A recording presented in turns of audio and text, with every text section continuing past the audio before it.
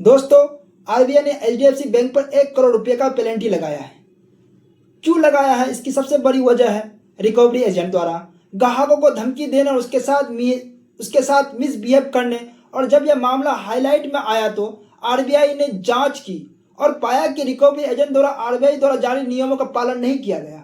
यानी आपको किसी से लोन का पैसा वसूल करना है तो आप शाम 7 बजे के बाद और सुबह 7 बजे से पहले फ़ोन नहीं कर सकते हैं, जिसकी वजह से एचडीएफसी बैंक पर 1 करोड़ रुपए का जुर्माना लगाया गया है। क्योंकि लोन नहीं चुकाने पर रिकवरी एजेंट द्वारा परेशान किए जाने के काफ़ी कंप्लेंट मिली है। और अगर आप भी इस समस्या से परेशान हैं तो घबराने की ज़रूरत नहीं है। गाइस, आज के इस वीडियो में बात करेंगे, आपने छोटा मोटा या बड़ा लोन ले रखा है और किसी कारणवश लोन अमाउंट आप पे नहीं कर पाते हैं और रिकवरी एजेंट द्वारा आपको परेशान किया जाता है, आपको धमकी दी जाती है और आपके ही घर में घुसकर आपको परेशान किया जाता है, आपके साथ बदसलूकी होती है, तो आपको घबराने की ज़रूरत नहीं है। क्योंकि आरबीआई द्वारा रिकवरी एजेंट और बैंकों को कुछ गाइडलाइन दी जाती है जिनका पालन करना उनको ज़रूरी होता है। अगर आप वो नियम जान जाएंगे तो इन फ्यूचर अगर आपके साथ इस तरह का कोई भी हरासमेंट रिकवरी एजेंट या बैंक द्वारा होता है तो आप उनकी शिकायत करके उनको। इसलिए इस वीडियो को शुरू से लेकर अंत तक जरूर देखिएगा। यह वीडियो आपको काफ़ी काम आने वाली है। तो चलिए शुरू करते हैं। देखिए, किसी न किसी के जीवन में एक ऐसा समय आता है जिसमें उसे पैसों की ज़रूरत होती है और जिसकी वजह से वह लोन ले लेते हैं। लेकिन कभी कभी ऐसा कंडीशन बन जाता है कि वह उस लोन की ईएमआई को टाइम टू टाइम नहीं भर पाते हैं, यानी वह डिफॉल्टर की कैटेगरी में आ जाता है। इसके बाद रिकवरी एजेंट और बैंकों द्वारा उसका हरासमेंट किया जाता है। क्योंकि जब भी आप डिफॉल्टर की कैटेगरी में आ जाते हैं तो ऐसे मामले में बैंक और इंश्योरेंस कंपनी रिकवरी एजेंट को हायर करते हैं और रिकवरी एजेंट लोन की बकाया राशि वसूल करने के लिए किसी भी हद तक जाने के लिए तैयार रहते हैं। क्योंकि अगर वह लोन वसूल करने में कामयाब होते हैं तो बैंक एंड इंश्योरेंस कंपनी द्वारा उसको कुछ कमीशन दिया जाता है, इसलिए वह आपके साथ बुरा व्यवहार करते हैं।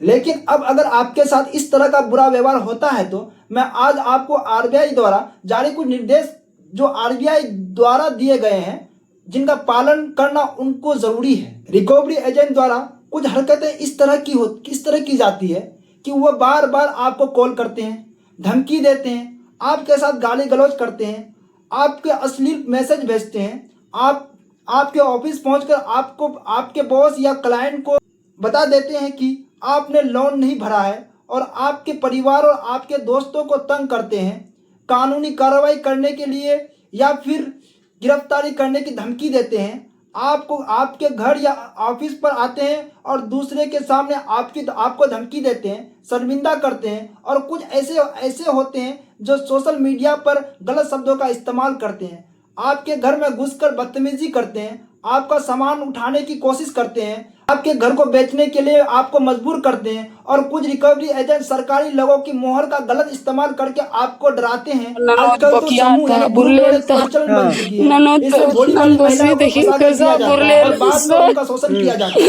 हमको बात नहीं किया इस तरह की शिकायतें मिलती है। आरबीआई द्वारा बैंक एंड रिकवरी एजेंट को कुछ दिशा निर्देश दिए जाते हैं। चलिए वो मैं आपको बता देता हूँ। आरबीआई द्वारा बैंकों को सख्त निर्देश दिए हैं कि कस्टमर से लोन तरीके से वसूल किया जाना चाहिए और आरबीआई के फेयर प्रैक्टिस कोड के तहत ही उन्हें लोन रिकवरी करना चाहिए। आरबीआई द्वारा बैंकों को यह कहा जाता है कि वह किसी भी तरह के कस्टमर का शोषण नहीं कर सकते हैं, चाहे वह मौखिक हो या शारीरिक हो या किसी तरह की धमकी हो।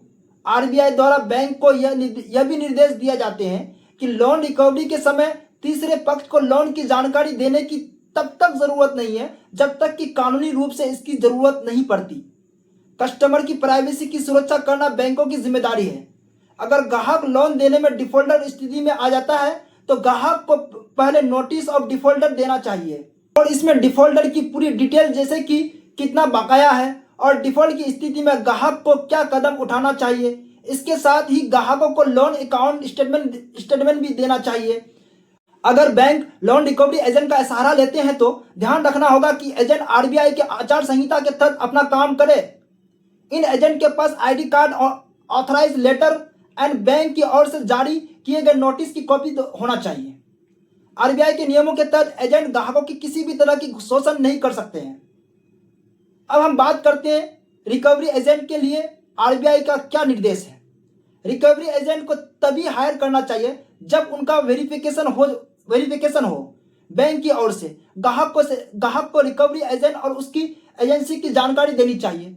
बैंकों की ओर से रिकवरी एजेंट को दिए गए नोटिस और ऑथराइज लेटर में एजेंट का नंबर होना चाहिए और जो भी कॉल में बातचीत होती है वह उनके रिकॉर्ड में होना चाहिए। और अगर ग्राहक की ओर से रिकवरी प्रोसेस को लेकर कोई शिकायत होती है तो बैंकों के पास समाधान के लिए एक प्लेटफॉर्म होना चाहिए।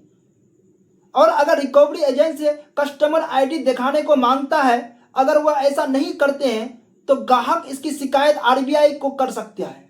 रिकवरी एजेंट द्वारा ग्राहकों को घर के किसी भी व्यक्ति के सामने, ना ही तीसरे व्यक्ति के सामने ग्राहकों को शर्मिंदा किया जाए। रिकवरी एजेंट द्वारा लोन की रिकवरी करने के लिए कस्टमर को सुबह 7 बजे से पहले और शाम 7 बजे के बाद कॉल नहीं किया जाना चाहिए। अगर वह ऐसा करता है तो आप उसकी शिकायत पुलिस के पास कर सकते हैं और अगर पुलिस इस पर कार्रवाई नहीं करती है तो 3BNSS में दर्ज करा सकते हैं, यानी भारतीय नागरिक सुरक्षा संहिता के अंदर। अगर पुलिस की ओर से आपको मदद नहीं मिलती है तो आप सिविल कोर्ट में जा सकते हैं। कोर्ट या तो रिकवरी एजेंट पर बैन लगाया सकता है या फिर कोई ऐसा हल निकाल सकता है कि दोनों पक्षों के लिए फायदेमंद हो।